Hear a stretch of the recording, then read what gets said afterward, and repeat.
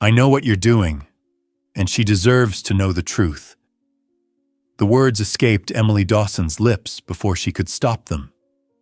The man in the crimson vest turned slowly, steel-gray eyes meeting hers with a look that made her blood freeze. This wasn't Derek. This wasn't her best friend's cheating boyfriend. This was someone far more dangerous. That inspirational moment of standing up for her friend had cost Emily dearly. Derek had spent months trying to sabotage her reputation. As a back-end coordinator, this shy girl rarely interacted with executive management. She knew Lucas Harrington existed, but had never seen him in person, only in stern business portraits. Her photographic memory made her invaluable, but socially, she remained invisible. Something deeply motivational stirred within her, the same fierce protectiveness that had driven her to expose Derek's cheating before. Emily glanced up from her vendor meeting and froze. Across the cafe sat a man in a distinctive crimson vest, leaning intimately toward an elegant blonde woman who looked like Derek's usual type: sophisticated, wealthy, vulnerable. The angle and shadows made identification difficult, but Emily's protective instincts blazed. Not again. Not another woman falling for Derek's lies. Without thinking, Emily approached their table. "I know what you're doing," she said, voice trembling but determined. "And she deserves to know the truth about you, Derek." The man turned, and Emily's world shattered. Sharp cheekbones, commanding presence, eyes like winter storms. Definitely not Derek. The woman's smile was mysterious, almost delighted. "How fascinating," she murmured, studying Emily with the intensity of someone who'd just found exactly what she'd been searching for. Emily stammered apologies, backing away, but the woman continued. "No, dear, don't apologize. I'm Victoria Harrington, and this is my son, Lucas, CEO of this hotel." Emily's face burned crimson. She'd just accused her ultimate boss of being a cheater. Victoria's eyes gleamed with something that looked suspiciously like triumph. That heartwarming display of loyalty to protect a stranger, that's exactly what we've been looking for. Victoria leaned forward, her voice dropping to an intimate whisper. "You see, my dear, Lucas has been the target of countless fortune hunters and social climbers. They all say what they think he wants to hear. But you saw someone you thought was treating a woman badly and spoke up anyway. What he needs isn't another polished socialite, he needs someone real. Someone like you, a shy girl with genuine character." The words that came next would change Emily's life forever. "You're going to marry my son. It's not a request." What had Emily stumbled into? And why did Victoria Harrington look like she'd just won the lottery? Emily's face burned crimson as reality crashed over her.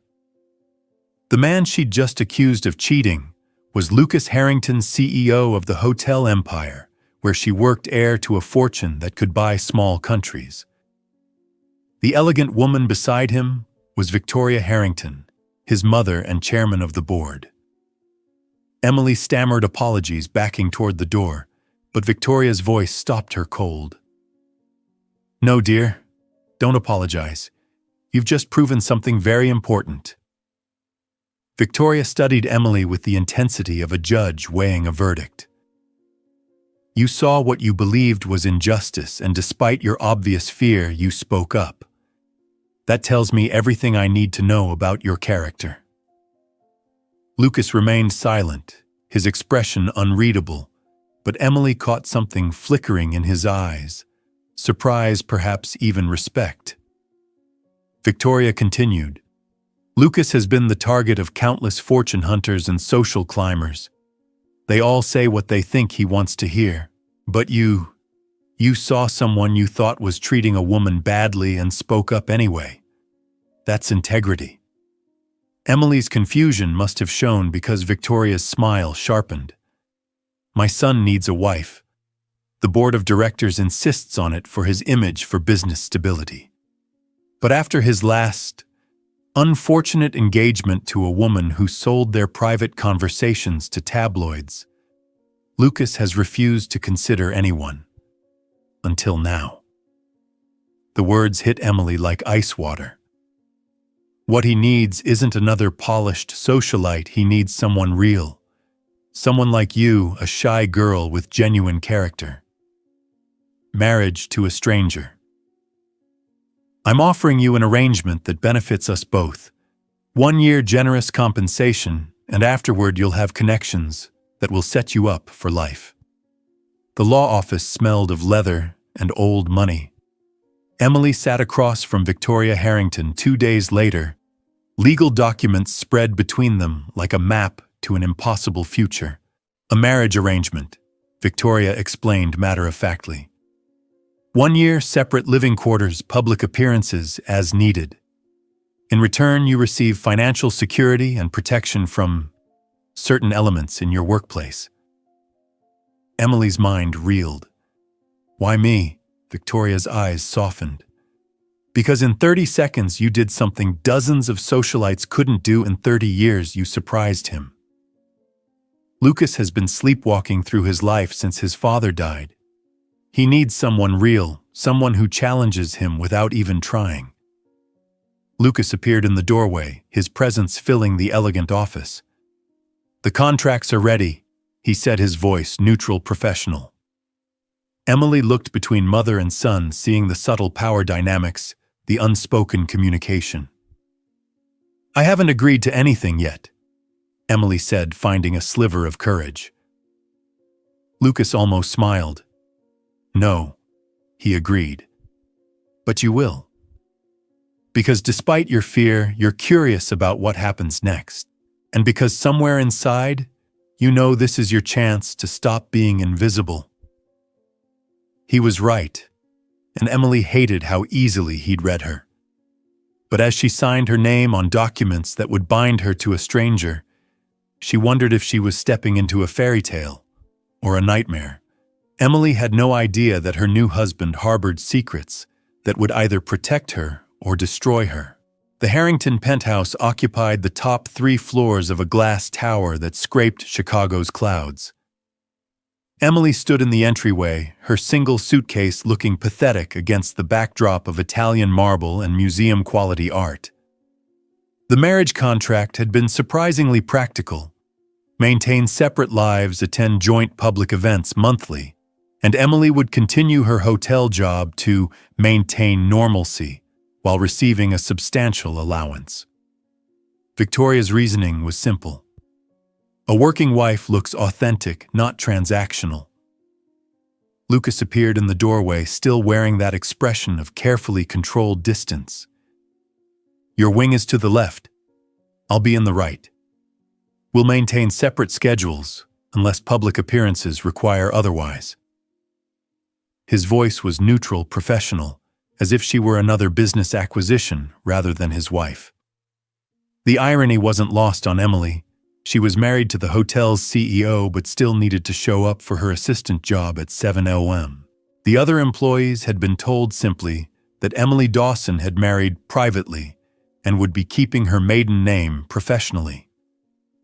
For the first 2 weeks, they moved around each other like polite strangers sharing an elevator. Emily discovered Lucas was gone before sunrise, often returning after midnight. She learned his habits through the small traces he left behind: coffee grounds in the sink, classical music playing softly in his study, the way he arranged his reading glasses precisely parallel to whatever book he was reading. Emily tried to make herself useful, organizing spaces that were already perfect, but her nervous energy seemed to irritate him.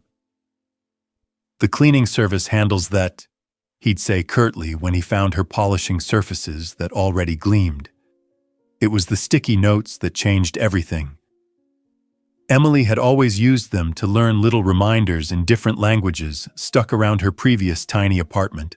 Now they appeared throughout the penthouse: gracias on the coffee maker, merci on the refrigerator, grazie on the window overlooking the lake. Lucas found her one evening in the kitchen, carefully writing Gute Nacht on a note before placing it on the counter. 5 languages. He asked, his voice softer than she'd ever heard it. Emily jumped, nearly knocking over her tea. Sorry, I can remove them. It helps me remember things, connect with people. Most of our international guests appreciate it when staff know basic phrases in their language. There was something deeply inspirational about her quiet dedication to making others feel welcome. Lucas picked up the note, studying her careful handwriting. German's difficult. The grammar structures are unforgiving. Emily looked up, surprised. You speak German? For the first time since she'd known him, Lucas almost smiled. 7 languages, actually. Business necessity. That night, Emily heard something she'd never heard before. Lucas laughing quietly at something on his laptop. It was a sound like sunlight breaking through storm clouds, and she realized that maybe, just maybe, she wasn't the only lonely person in this beautiful, sterile tower. The next morning, she found a note in perfect Italian script stuck to her bathroom mirror. Buongiorno, Emily. Your multilingual reminders make this place feel less like a museum. It was the first time he'd written her name, and something heartwarming bloomed in her chest. Not love, not yet, but the recognition that walls could develop cracks, and through those cracks, light could grow. But Emily's fragile new confidence was about to face its greatest test when her past collided with her present in the most devastating way. Samantha Cole arrived at the Harrington Hotel like a perfectly manicured storm. Tall, blonde, and radiating confidence that Emily had only observed from a distance, Samantha commanded attention the moment she entered the events department. I'm your new manager, she announced, her smile sharp as crystal. And we're making serious changes. Emily recognized her immediately, the sorority president who'd made other girls' lives miserable, collecting insecurities like trophies. But what shocked Emily was when Samantha's assistant whispered something in her ear, making Samantha's eyes light up with malicious delight. Emily realized with growing dread that someone had been watching, documenting, possibly even photographing her comings and goings. Samantha's smile turned predatory. Well, Emily Dawson. Heard some interesting rumors about your personal life. Amazing what people notice when you think you're being discreet. The threat was clear. Samantha had discovered something and planned to weaponize it. Whether she knew the full truth about the marriage or just suspected an affair with a wealthy man, Samantha clearly intended to use Emily's secret against her. Within a week, Samantha had reorganized everything, ensuring Emily received the most impossible assignments. I need you to coordinate the ambassador's reception, Samantha said, dropping a thick folder on Emily's desk. 48 hours notice, full diplomatic protocol. It was a setup, an event requiring weeks of preparation dumped on her with impossible timing. But Emily had learned something living with Lucas. Sometimes you survive by outworking the storm. Then Derek Miller walked into Emily's life wearing an expensive suit and that same charming smile that had fooled her best friend for 2 years. Look who moved up in the world. Heard you married into money. Smart girl using what you've got. Emily's skin crawled. Derek had always made her uncomfortable, the lingering eyes pumping her for information about Sarah's schedule, showing up whenever Sarah was most vulnerable. I'm consulting for Samantha now, Derek continued. Financial optimization. Seems we'll be working together. Emily realized Derek and Samantha were coordinating their attacks. Derek would create financial irregularities in Emily's event budgets, while Samantha would publicly berate Emily for poor fiscal management. During one brutal meeting, Samantha smirked. Maybe Emily's more suited to simpler tasks, filing perhaps. Derek laughed and Emily felt familiar shame rising.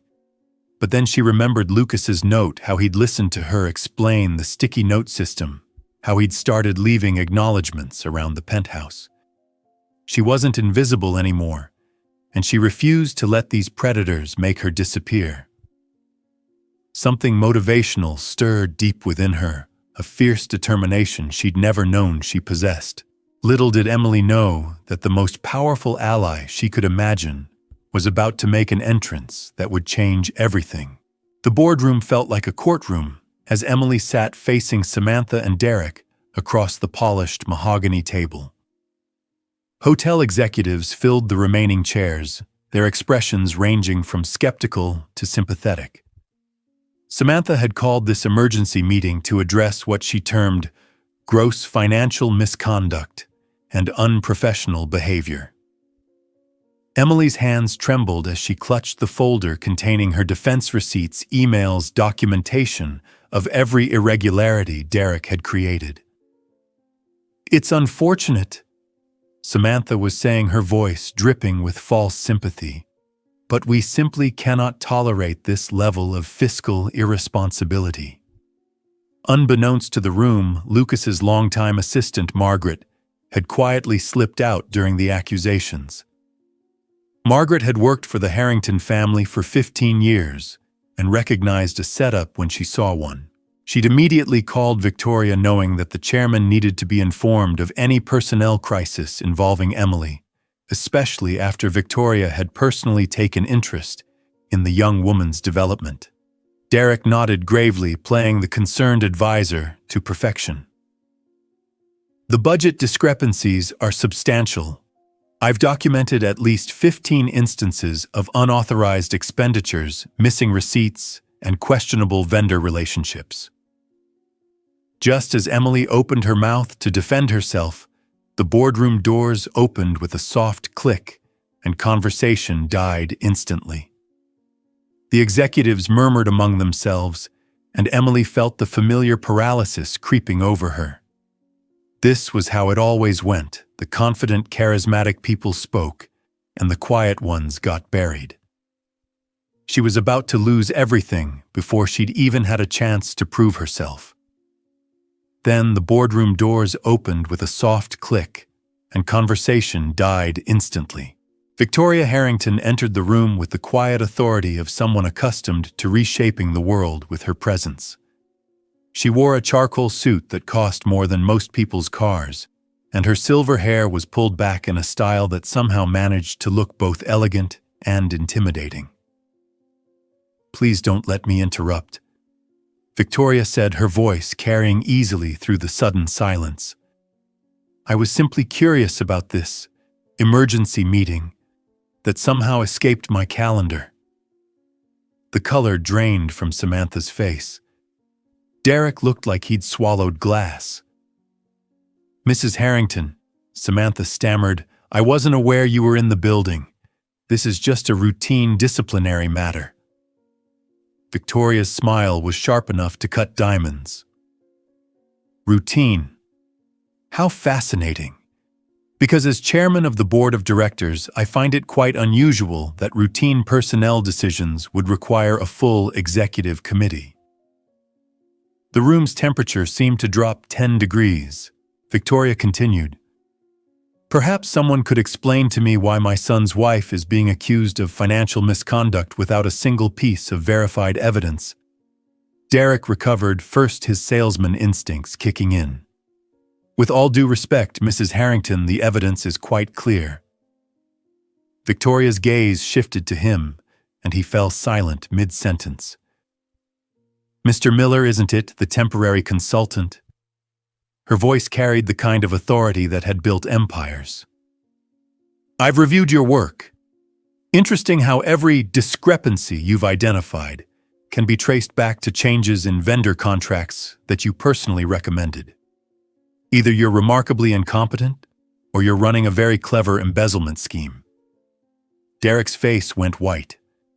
Victoria turned back to the room. Effective immediately, Emily Harrington is appointed special assistant to the CEO. Her first project will be conducting a comprehensive audit of all recent consultant recommendations, Mr. Miller's contract is terminated. Ms. Cole, you'll be receiving a formal reprimand and will report directly to Emily for the next 6 months. The room sat in stunned silence as Victoria smiled. Meeting adjourned. Emily had just witnessed the power of having the right ally, but her greatest challenge was yet to come. 2 weeks into her new role as special assistant to the CEO, Emily sat in her corner office overlooking Lake Michigan, still adjusting to the weight of authority she'd never expected. The promotion lifted her above Samantha and Derek's schemes, but placed her directly under Lucas's supervision.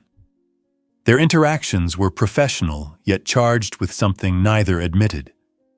Lucas would appear with project updates, their fingers would brush when exchanging documents, and Emily often caught him watching her with an unreadable expression. The crisis erupted on a Tuesday, when Lucas burst in, composure cracked. "We have a problem," he said, closing the door. "The Yamamoto delegation arrives tomorrow for the international partnership signing. 2 ceremonial timepieces, diplomatic gifts worth over $200,000 are missing." Emily's blood ran cold. These weren't just valuables. They were symbols of trust between nations. Failure could irreparably damage Harrington International's reputation. "When were they found missing?" she asked. "This morning. Footage shows the case accessed yesterday evening, but the cameras malfunctioned. By midday, the hotel was in crisis mode. Lucas called an emergency meeting with senior staff and security." Samantha spoke first, voice smooth with concern. "This is devastating, but we must consider who had access. The new administrative changes have created gaps in oversight." Her implication hung heavy. Then Derek Miller appeared uninvited. "Sorry I'm late," he said, sitting as if he belonged. "Samantha called me. Given my prior consulting work, I might offer insights." Lucas's jaw tightened. "Your contract was terminated." Derek smiled. "True, but I still have industry contacts. Rumors about security breaches travel fast. I'd hate for this to harm Harrington's reputation." The threat was clear: cooperate or face widespread whispers. Unfortunately, Derek continued, "I found something troubling in my final review last week. Access logs show Emily's keycard was cloned, likely when she met a vendor in the lobby cafe. Sophisticated equipment was used." Emily froze. Derek had arranged the breach himself. The thief targeted Emily's identity to deflect suspicion. The room's energy shifted. Even Lucas's expression hardened, though a flickered disappointment doubt crossed his eyes. "That's impossible," Emily said, steady despite the panic. "I was in the penthouse all evening. Lucas can verify." But he stayed silent. Their separate schedules meant no alibi. That distance was now being weaponized. "I'm afraid the evidence speaks for itself," Samantha added. "Combined with previous irregularities." Emily rose, chair scraping. "This is a setup. Derek and Samantha have targeted me from day one. Check the footage. Compare the keycard logs with the electronic records." Lucas raised a hand. "Until this is resolved, Emily is suspended pending a full investigation. Security will escort her out." The words struck like blows. After Victoria's intervention, her promotion, and the fragile trust between her and Lucas, she was back to invisible, discredited, disposable. As security approached, Emily caught Lucas's eye. "I didn't take those timepieces. I thought you knew me well enough to believe that." His composure held, but regret flickered. Emily left with her dignity intact, but heart shattered, knowing she had 48 hours before police involvement. 48 hours to prove her innocence and expose the conspiracy threatening her career and the trust she was building with the man she was beginning to love. Sometimes the greatest strength comes from having nothing left to lose. Emily spent the night in her old studio apartment, the cramped space feeling like a prison after months in the penthouse. But solitude brought clarity. She'd been reacting to Samantha and Derek's moves instead of thinking 3 steps ahead. If she was going to prove her innocence, she needed allies inside the hotel. She called old Pete, the night security guard who'd always been kind to her. "Pete, I need a favor. I know they're saying I'm a thief, but you know me. I need to understand what really happened." Pete's gruff voice softened. "Been watching you for 3 years, kid. You organize chaos into beauty. Ain't no way you're a thief. What you need. Can you review the security footage from the secure area? Look for anything unusual, anyone who shouldn't have been there." Pete was quiet for a moment. "Can't let you in the building, Em. But I can look myself, see what I can find." "You got any idea what to look for?" Emily thought carefully. Derek never operated alone. He always found vulnerable people to manipulate. She made a list of every hotel employee who'd seemed distressed lately, anyone facing financial pressure or personal crisis. Jerry Kowalski's name surfaced immediately. The next morning, Pete called with news. "Found something, kid. Jerry Kowalski's on the footage, but he wasn't alone. Someone was directing him, stayed in the shadows, but I caught a glimpse. Looked like that Derek fella. And Jerry. He looked scared, not greedy. This wasn't his idea." Emily's heart ached. "Where can I find Jerry Pete?" "He's been coming in early around 5 a.m., parking garage level B. Kid looks like he hasn't slept in weeks." At 5 a.m., Emily positioned herself in the hotel parking garage, waiting. Jerry arrived for his early shift, looking like he hadn't slept in days. Emily approached carefully, her voice gentle. "Jerry, I'm Emily. I wanted to talk to you about your daughter." Jerry's face crumpled with exhaustion and fear. "I don't know what you're talking about," he said, but his voice carried no conviction. Emily continued softly. "I know about the medical bills. I know about the experimental treatment. And I know someone approached you with an offer that seemed like the answer to your prayers." Jerry broke down completely, the words pouring out like a confession. "My little girl has leukemia. The insurance won't cover the new treatment, says it's experimental. We've already mortgaged everything. When Derek Miller came to me, said he knew someone who'd pay top dollar for certain items, no questions asked. He promised me $50,000, enough to save my daughter." Emily's heart ached for him. "Where are the timepieces, Jerry?" Through his tears, Jerry led her to his car, where the antique diplomatic gifts lay wrapped in his daughter's baby blanket.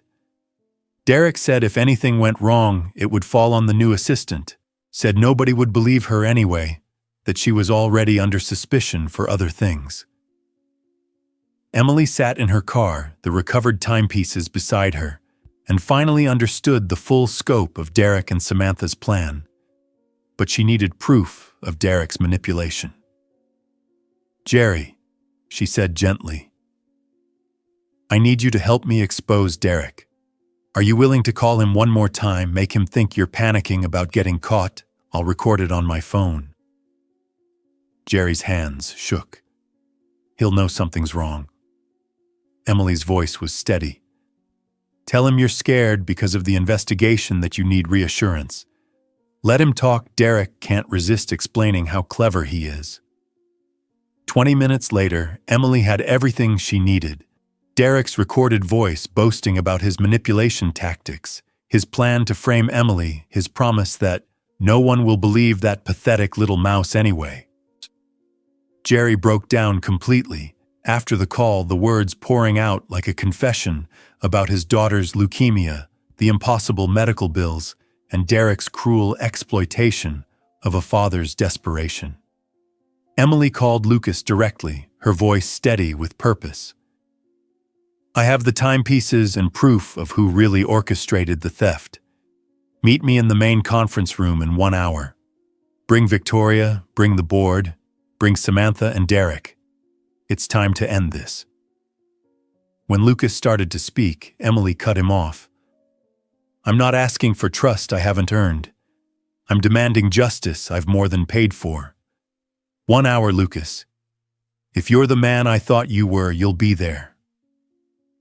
Emily hung up and spent the next hour carefully organizing her evidence: Jerry's confession, the recorded phone call with Derek, and the timeline of manipulation that had led a desperate father to make an impossible choice. The quiet assistant, who'd once been afraid of her own shadow, was about to give the performance of her lifetime. The conference room felt different when Emily entered carrying a briefcase and her laptop. This time she wasn't the accused. She was the prosecutor. Victoria sat at the head of the table, her expression unreadable. Lucas stood by the windows, his back to the room, but Emily could see tension in his shoulders. Samantha and Derek whispered urgently in the corner, their earlier confidence replaced by nervous energy. Jerry sat beside Emily, his hands shaking, but his resolve firm. "Ladies and gentlemen," Emily began, her voice carrying new authority. "I called this meeting to return stolen property and expose a conspiracy that has damaged this company's integrity." Emily placed the timepieces on the table, their antique faces catching the morning light. A collective sigh of relief filled the room, but Emily wasn't finished. These were stolen by Jerry Kowalski, but not by his choice.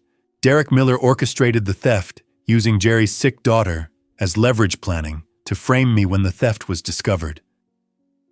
Derek's face went white. "That's ridiculous.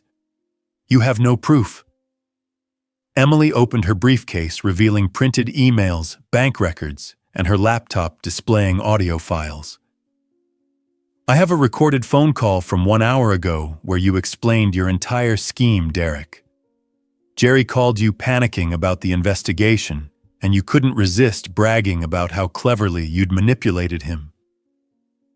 The transformation from the timid, shy girl everyone had known to this confident, articulate advocate was nothing short of remarkable." The recording played Derek's voice explaining his plan in detail, how he'd identified Jerry as vulnerable, how he'd arranged for Emily's keycard to be cloned, how he and Samantha had coordinated their character assassination campaign. Victoria's expression grew more thunderous with each revelation, when Derek's voice described Emily as "that pathetic little mouse who'll take the fall." Lucas finally turned from the window, his face carved from ice. "I've heard enough," Victoria said, her voice cutting through the room like a blade. "Derek Miller, you're permanently banned from all Harrington properties. Legal action will follow. Samantha Cole, you're demoted to entry-level coordinator, effective immediately." But Emily wasn't finished. "There's one more thing," she said, turning to Jerry. "Jerry Kowalski made a terrible choice, but he made it out of love for his daughter, not greed. He's cooperated fully with this investigation and expressed genuine remorse. I'm recommending he keep his position under probationary status, and I'm proposing that Harrington International establish an employee assistance fund to ensure no parent ever has to choose between their child's health and their integrity." The room fell silent. Jerry's shoulders shook with relief and gratitude. Victoria's expression softened for the first time all morning. "An excellent proposal," she said. "Consider it approved." There was something deeply inspirational about Emily's ability to seek justice while still showing compassion for those who'd been manipulated. Lucas finally spoke, his voice rough with emotion. "Emily, I owe you an apology. I should have trusted you. I should have known." Emily met his gaze steadily. "You should have known that character isn't determined by confidence level or social status. That intelligence comes in many forms. That sometimes the person who speaks quietest has the most important things to say." Lucas nodded, his eyes never leaving hers. "I know that now. The question is whether you'll give me the chance to prove I've learned from my mistake." Emily felt something shift inside her chest. Not forgiveness exactly, but the recognition that growth requires risk, and maybe Lucas Harrington was finally worth the risk. The girl who'd started as a shadow was about to step fully into the light. 6 weeks later, Emily sat in her new office, no longer just an upgrade, but a transformation. Director of Human Resources and Employee Advocacy, the nameplate read. The walls held certificates from the Employee Assistance Program. She'd created photos from successful events and sticky notes in 7 languages, gifts from grateful staff who'd found their voices through her mentorship. Lucas appeared in her doorway, holding 2 coffees. "Got a minute for your husband?" he asked, and Emily's heart reacted to the words spoken without careful distance. "Always," she said. He settled in that look of respect and something deeper in his eyes. "Victoria's retiring next month," he said. "She wants to recommend you for the board, youngest member in company history." Emily raised an eyebrow. "And you," Lucas smiled, warm and genuine. "I think my mother has excellent judgment." They sat in easy silence, watching Chicago bustle below. "That first day, Lucas said you were wrong about who I was, but right about something more important. You saw someone you thought was being treated badly, and even terrified you spoke up. That's who you are." Emily looked at him past the CEO mask, to the man who'd defended her, left her Italian notes, lost sleep over his doubt. "Maybe we both needed to learn how to be seen," she said softly. Outside, Chicago sparkled. Emily realized profound change comes not in grand gestures, but in daily choices to speak truth, show compassion, believe voices matter.